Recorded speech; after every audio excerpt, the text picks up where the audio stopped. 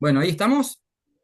Sí, Bueno, vamos a ver si podemos darle un envión y un empuje a lo que veníamos trabajando en el recorrido inicial que hicimos de la materia. Especialmente, recuerden que trabajamos con un bloque más bien conceptual, donde abordamos posibles definiciones de comunicación, nos posicionamos desde la perspectiva de Washington Uranga respecto del el concepto, la noción de comunicación, lo evaluamos un poquito desde el texto de Humberto Eco también en materia desde el campo de la lingüística, signo, significante, bueno, algo que ya habíamos visto en Comunicación uno.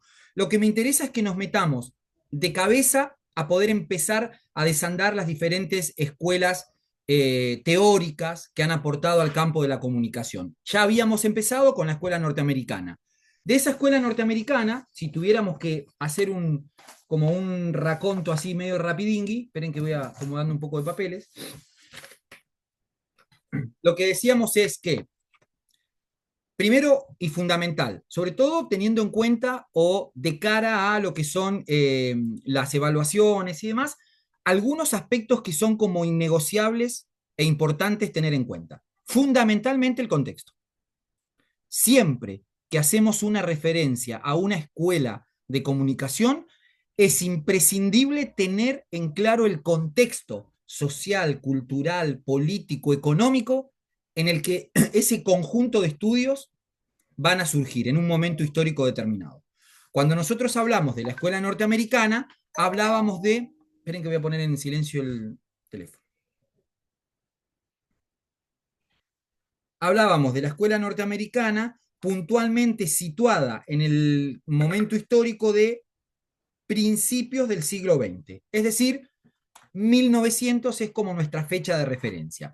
¿Por qué 1900? ¿Por qué tomamos esa fecha de referencia? Bueno, por algunos datos importantes. En primer lugar, o algunos de los datos más salientes tienen que ver con la aparición de la radio como el medio masivo por antonomasia, digamos, ¿no? El medio que va a revolucionar de alguna manera lo que se llama la comunicación de masas. Hasta ese momento, quizás lo más importante había sido la circulación de los diarios, de los periódicos, pero la aparición de un medio de comunicación que permitiera a muy bajo costo, porque los receptores de radio se generalizaron en las ciudades muy rápido a un costo relativamente bajo, poder transmitir un mensaje generó un campo de fuerza y de atracción muy importante. Entonces, como datos contextuales para la aparición de la primera escuela de comunicación tenemos el surgimiento de la radio como medio masivo de comunicación, la conformación, este concepto es importante, lo voy a anotar en el chat porque me parece relevante también. Chat. ¿Quiénes pueden ver chat del grupo? A ver si pueden ver esto. ¿Ven todos el mensaje? ¿Se ve? sí, sí, profe, se ve Bien, bien. bien. El concepto de sociedad de masas, anótenlo como un elemento importante en materia de contexto. ¿Qué quiere decir? Que aparece en ese instante, en ese momento, una migración, un fenómeno muy importante que es estas migraciones a las que nosotros ya hemos leído, ya estamos acostumbrados, que es las migraciones del campo a la ciudad. ¿No? Es decir, se van a conformar en las grandes ciudades enormes cantidades de gentes heterogéneas, dinámicas, que van a conformar este concepto que se llama la sociedad de masas, un concepto propio de las sociedades modernas, digamos, ¿no? Entonces, aparece la idea de lo colectivo. Tan importante es, tan importante es el concepto de la sociedad de masas que se van a unir con la aparición de la radio y la sociedad de masas.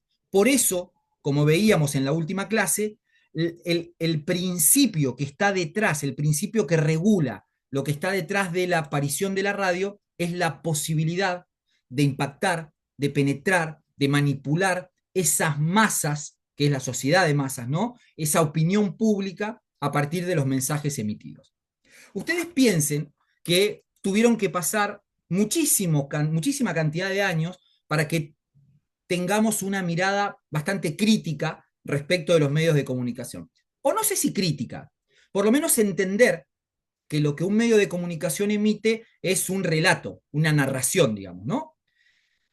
Pero aún así, hoy los medios masivos de comunicación siguen teniendo un nivel de manipulación sobre las masas bastante importante, ¿no? Entonces, este principio de la aparición del medio de comunicación, la radio, la aparición del concepto de sociedad de masas, me parece que es fundamental, ¿no? Después hay otro concepto importante, que es la vigencia del pensamiento científico positivista. Otro elemento clave de concepto y de contexto para entender la emergencia de la escuela norteamericana. ¿Qué significa? Que significa que la comunicación va a tomar forma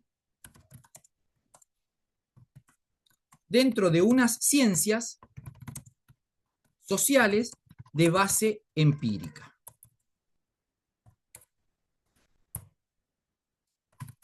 De base empírica. Entonces, era muy frecuente que en esos primeros 20 años, 30 años de la aparición de los medios masivos de comunicación, apareciera una figura excluyente como las encuestas.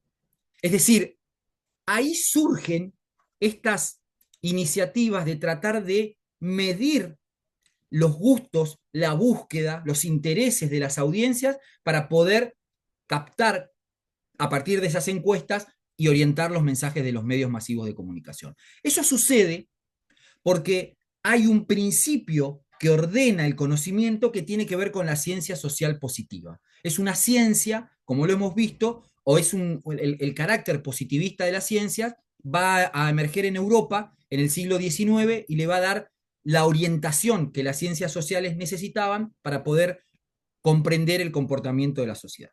Bien, entonces, repaso lo que dice Matelar en ese capítulo acerca de los empirismos del Nuevo Mundo, que son un poco el texto que vamos siguiendo para entender esta primera parte de las escuelas de comunicación. ¿Qué dice? Dice que aparecen, o que más que aparecen dentro de la escuela norteamericana, van a aportar diferentes subescuelas, ¿no? Hablábamos de, primero, la escuela de Chicago, 1910 aproximadamente. La ciudad es entendida como un laboratorio social. Como un laboratorio social. ¿No? Es decir, acá entra un poco esta paradoja, esta crítica que va a hacer posteriormente Ricardo López Pérez en el texto que vamos a trabajar hoy, donde él empieza a señalar y a observar de manera muy crítica estos aspectos. Es decir, pensar que se puede estudiar a la sociedad como si fuera un laboratorio, bueno, nos da la pauta de un error epistemológico. Es decir, la regularidad en el comportamiento de los seres humanos es nula. Es decir, ¿cómo podemos pretender que los organismos unicelulares, multicelulares, que se observan habitualmente en un laboratorio, tengan un comportamiento similar a los hombres, a las mujeres, a los seres humanos en un contexto social? Era impensado. Sin embargo, para la escuela norteamericana, la sociedad debía ser estudiada como si fuera un laboratorio social. Se debían encontrar leyes que le dieran regularidad al comportamiento de la sociedad. De ahí arrastramos estas dificultades, estas segregaciones, estos conflictos como el racismo. ¿Por qué? Porque se piensa, y después se establece como patrón de verdad esta idea, se piensa que la sociedad puede tener una regularidad. Y esa regularidad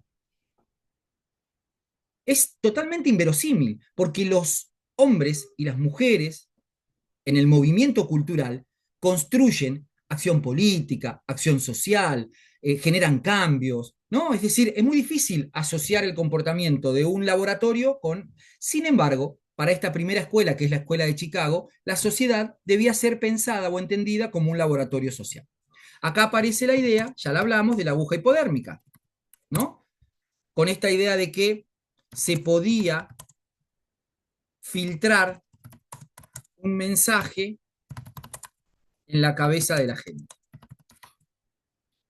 De hecho, hay un famoso autor, creo que es ruso, que se llama Chacotín, que tiene un texto que se llama La violación de las masas. Entonces, imagínense lo que circulaba esta idea de que se podía manipular a la gente a través de los mensajes de los medios masivos de comunicación. La aguja hipodérmica es una gran metáfora de esa idea de manipulación de los medios hacia la opinión pública.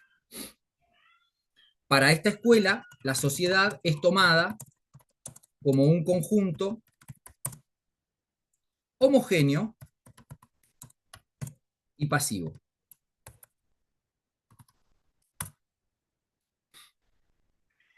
Si esa es la característica, si la sociedad es algo pasivo, que no muta, que no se mueve, que no agita nada, y todo igual, bueno, es muy fácil manipularlo. Pero esto es lo que va a poner en poder la aparición de la radio. Después esto se va a empezar a perder fuerza, digamos, ¿no? A pesar, como les digo desde el principio, que aún hoy queda un sedimento muy fuerte de esa idea de omnipotencia de los medios masivos de comunicación como actor social para construir opinión pública. De muy fácil comprobación, ya lo hemos hablado, ¿no? Nuestros compañeros, nuestras amigas, nuestros familiares, nuestras tías, nuestros abuelos tienen una relación con los medios masivos de comunicación que no siempre es crítica, que no siempre es de distancia, ¿no? Que pueden ser leídos y leídas desde esa perspectiva de la aguja hipodérmica. Bien, después va a aparecer un segundo estudio que se denomina la Mass Communication Research, cuyo exponente es Harold Laswell, un amigo de la casa, y que va a inmortalizar el famoso modelo de comunicación, ¿no? Emisor, receptor. Por supuesto, el poder está en el emisor, ¿no? Metafóricamente, el emisor, para ese contexto, ese momento histórico, es el medio masivo de comunicación. Hasta acá, la primera escuela, que es la escuela norteamericana, la sensación o lo que va a bajar en los libros, la construcción teórica de esos primeros corpus, tienen que ver con lo que nosotros llamamos la comunicación mediática. Sin embargo, ese modelo después se va a replicar a otro tipo de estudios de la comunicación. Pero en principio la comunicación humana describía los procesos de esa manera. Después va a aparecer un tercer estudio que se llama el doble flujo de la comunicación.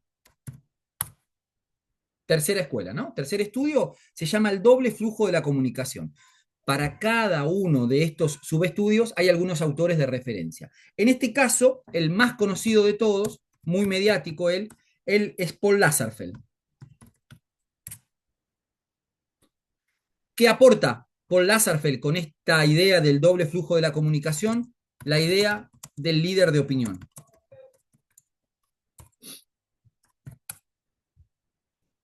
¿Qué decía Lazarsfeld? Lazarsfeld interviene o hace como una especie de impas, ¿no? Entonces dice, lo que nos dimos cuenta es que no siempre opera una relación directa entre el mensaje del medio masivo de comunicación y la audiencia. A veces hay en el medio un actor social que opera de filtro, de regulador, que es el líder de opinión. Por eso se le llama a esa perspectiva el doble flujo, de los medios a los líderes y de los líderes a los receptores, a las audiencias, ¿no? Aparece ahí con Paul Lazarsfeld la idea del líder de opinión. Dice Lazarsfeld, el grupo primario, ¿no? Piensen ustedes, sus grupos de amigos, sus grupos más cercanos, no decide solo, sino influenciado por el líder de opinión.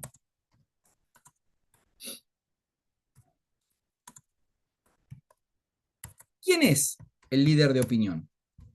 ¿Quién es un líder de opinión? Yo les pregunto a ustedes, ¿quién sería un líder de opinión? Los padres pueden llegar a ser un líder de opinión. Es con una de las primeras personas con las que interactuamos. O sea, el Sí, círculo familiar.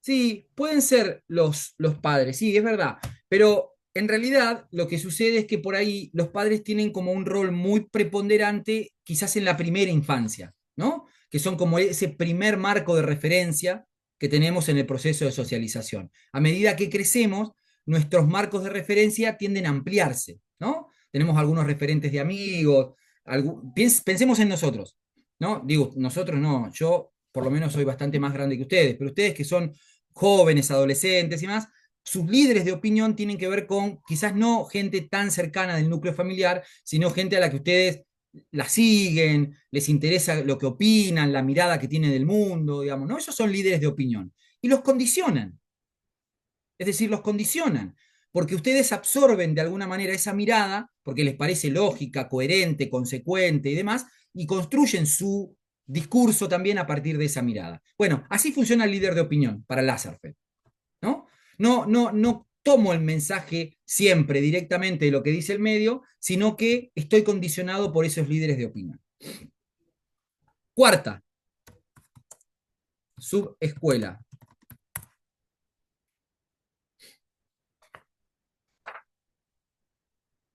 La teoría de la información.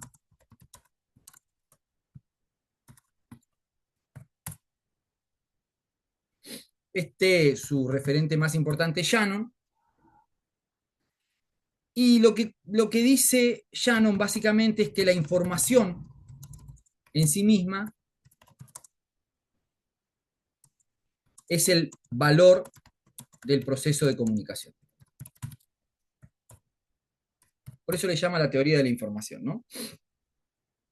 Él va a publicar el libro en 1949, el libro más claro de referencia de toda la escuela norteamericana, que se llama precisamente la teoría, ya hemos hablado de esto un poquito, ¿no?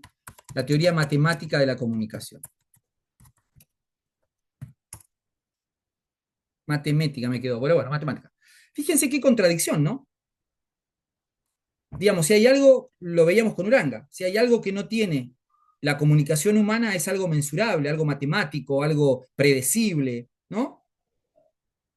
Yo participo de un proceso comunicativo, de una reunión, y construyo a partir de eso saberes, conocimientos, subjetividad.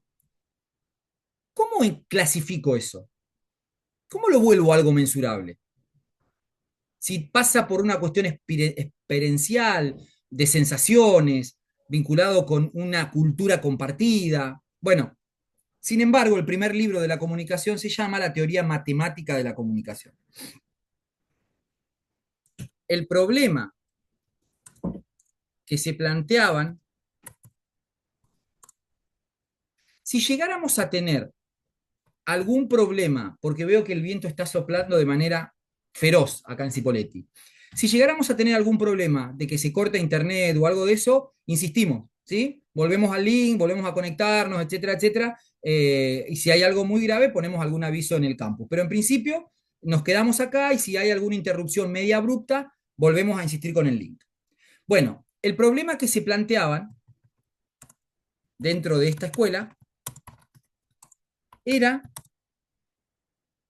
cómo, lo voy a poner en mayúscula, cómo reproducir un mensaje de un punto a otro en forma exacta. Es decir, el principal problema era un problema técnico, no de experiencia y de comunicación humana, sino más bien un fenómeno de experiencia técnica, ¿no? De dificultad técnica. Hay una parte, vayamos al libro de Matelar, lo tengo yo situado como la página 43, que dice, con este modelo página 43 del libro. Con este modelo, no, perdón, 42, una antes, porque lo estaba releyendo y es la 42. Dice, Shannon propone un esquema general de comunicación. El problema de la comunicación consiste, en su opinión, en reproducir en un punto dado, de forma exacta o aproximada, un mensaje seleccionado a otro punto. Y después dice, con este modelo se transfiere el presupuesto de la neutralidad de las instancias emisoras y receptoras a las ciencias humanas que se valen de él. Acá está donde hablamos de esa transferencia de un estudio que surge en las ciencias exactas, trasladado indiscriminadamente al estudio del comportamiento humano. Así se instala el modelo. Como decir, bueno, la comunicación es esto, es A que emite a B un mensaje, ese mensaje lo vamos a calificar como C y eso es la comunicación. Pues no, la comunicación es mucho más que eso en el campo de lo humano. ¿En qué contexto se da esa comunicación? ¿Quién es el emisor? ¿Y qué relación establece con ese receptor? Bueno, todas esas preguntas que dan cuenta de la comunicación humana no entran en este modelo. Repito la frase, pensémosla. Con este modelo se transfiere el presupuesto de la neutralidad de las instancias emisoras y receptoras a las ciencias humanas que se valen de él. Las ciencias sociales, las ciencias humanas, tomaron ese modelo neutral para estudiar el comportamiento humano. Claro, claro. Lo que no dice este modelo es que para este modelo el emisor es un medio masivo de comunicación que tiene intereses creados, económicos, políticos, de manipulación de esas masas. Porque de la información que nos sacan a nosotros hoy, de la información que nosotros ponemos a disposición para poder crear un correo, para poder loguearme en un lugar, etcétera, etcétera, de esa información se nutren los medios masivos, las agencias grandes de comunicación, para manipular después a través de sistemas invisibles vinculados con el consumo, ¿no? Así funciona esa lógica. Lo podríamos trasladar claramente. Hoy hay un contexto muy fuerte con respecto a, por ejemplo, el tema de las apuestas online, ¿no? Las apuestas online se han instalado de una manera totalmente naif, totalmente, bueno, sí, me cayó en el teléfono, circula, las tenemos. ¿Qué significa eso? Eso significa despolitizar la práctica social. Yo no tengo ni idea, pero está bueno, no pasa nada, juego. ¿Qué hay detrás de todo eso? Hay una intencionalidad, un bombardeo feroz en radios, en redes sociales, en TikTok, en YouTube y demás, que se nos filtra de las publicidades de esos consumos. Ahora, ahora, eso lo volvemos invisible. Cuando un chico o una chica o alguien se vuelve adicto al juego, la lógica es al revés, lo atomizamos. Bueno, es un enfermo, tiene cierta patología, digamos, ¿no? Es decir, hay que mandarlo o a adicciones, o hay que encerrarlo, o hay que medicarlo. Así funciona en la sociedad capitalista. Porque es más fácil que desandar el camino. Fíjense la cantidad de agentes que hay en el medio, estados que permiten que las empresas se metan en los dispositivos de los chicos, que, ¿no? Esas lógicas de consumo que circulan. Así funciona y así funcionaba con los medios masivos de comunicación. Pedro dice, la teoría matemática se refiere entonces solamente a los medios de comunicación masivos de la época. Claro, en realidad lo que ellos están viendo, Pedro, es cómo opera ahí la comunicación. ¿Cuál es el problema? El problema es que si yo transparento, si yo transparento que la comunicación que estoy describiendo es una comunicación de los medios, estoy siendo bastante honesto. Estoy transparentando mi observación. Pero eso no sucede. Lo que se hace es una teoría general de la comunicación a partir de un hecho muy chiquitito, muy puntual, ¿no? Entonces, algo que surge de una dinámica de los medios masivos de comunicación, ese modelo se traslada a la comprensión global de la comunicación. Ahí está el error histórico. Por eso, como les decía, en sexto grado, la seño Betty me daba en el cuaderno el modelo emisor, receptor, mensaje, canal, código, y me decía, esa es la comunicación humana. No, no. Ese proceso, ese modelo de comunicación, es un modelo de análisis de la comunicación mediática, a la que por supuesto tenemos que agregarle todos estos condimentos, el ajo deshidratado, la juliana en polvo, la cúrcuma, que hacen a la comprensión de estas dinámicas o de estos procesos. Pero lo peor que podemos hacer es entender de manera súper recortada la comunicación humana a partir de este modelo. Y hoy lo vamos a ver más en profundidad cuando veamos el plano interpersonal de la comunicación. Bueno, levanto temperatura y me voy a cualquier lado. Un párrafo más de ese texto dice, de Matelart, página 43.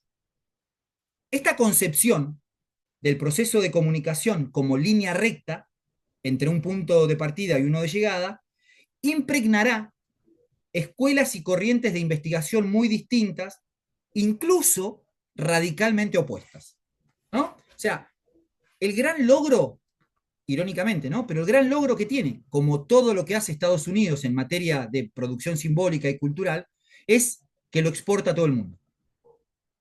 Entonces, en las escuelas latinoamericanas, en las escuelas europeas y en todos lados, se toma ese modelo de análisis surgido en Estados Unidos como un modelo descriptivo de todos los procesos de comunicación. Ya murió, estaba muy viejito, un teórico de la comunicación paraguayo que se llamaba Juan Carlos Díaz Bordenave, que él analizó el impacto de los modelos foráneos de comunicación, ¿no? Y él decía, Estados Unidos estaba hablando de 1960, 1970, 1950, ¿no? Estados Unidos tiene una estructura productiva, en general, como nosotros tenemos, vieron las chacras, las microregiones, zonas geográficas destinadas a determinada producción. Bueno, Estados Unidos tiene una lógica, un sistema de producción, unos hábitos y costumbres de los farmers, de los chacareros, de los hacendados, de los productores, que es propio de su idiosincrasia, ¿no? Entonces, tiene Estados Unidos una relación con los medios masivos de comunicación que le permitía la incorporación de tecnología para mejorar sus arados, sus tierras, sus cosechas, sus siembras y demás, de una manera muy particular, digamos, ¿no? Propia de ese país. Bueno, ¿qué hace Estados Unidos? Estados Unidos, dice Díaz Bordenave, impone esas tecnologías a los campesinos, a los chacareros, a través de políticas de Estado, digamos, ¿no? De Ecuador, de Perú, de Chile, de Argentina y demás, para trabajar los campos. Claro, los chacareros nuestros tenían una lógica, una dinámica, una construcción cultural abismalmente distinta de las norteamericanas. ¿Cómo? ¿Alguien hablaba? Nadie, bueno. Esa irrupción se hace sin una mediación de ese escenario cultural, de ese escenario de relación con los medios, que es propio de cada región.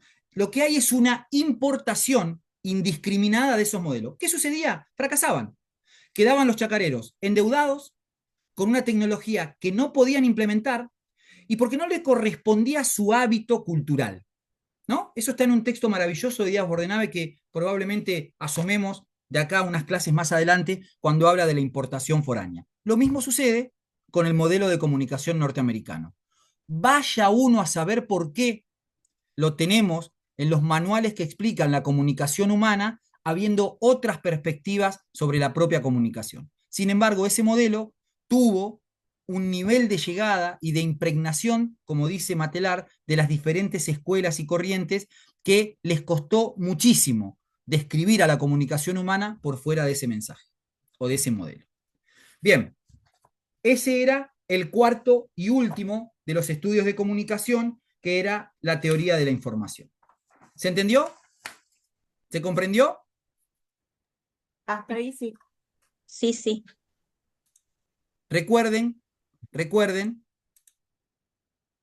que todas esas subescuelas conforman lo que se llama, en un ecosistema más grande, la Escuela Norteamericana de Comunicación. Porque todos esos pequeños estudios abrevaban más o menos en la misma sintonía. Es decir, tenían una perspectiva más o menos similar. ¿Cuál era el escenario? El que describimos al principio.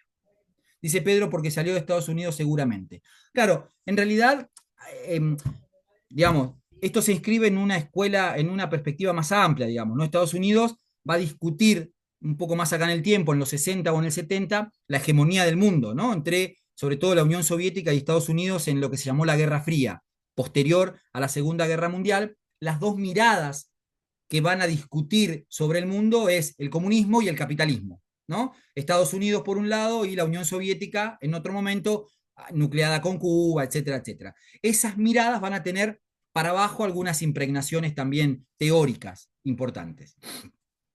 Bien.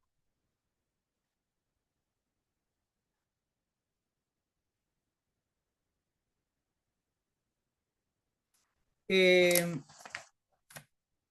ahora, voy a decir una cosa más o un dato más respecto de el estudio o la... Vamos a anotar. Me quedan pocos minutos, ¿no? ¿Dónde estamos? 1 minuto 58. Bueno, salimos, dejo de grabar y volvemos, ¿sí? Así. ¿Dónde estoy con la grabación acá?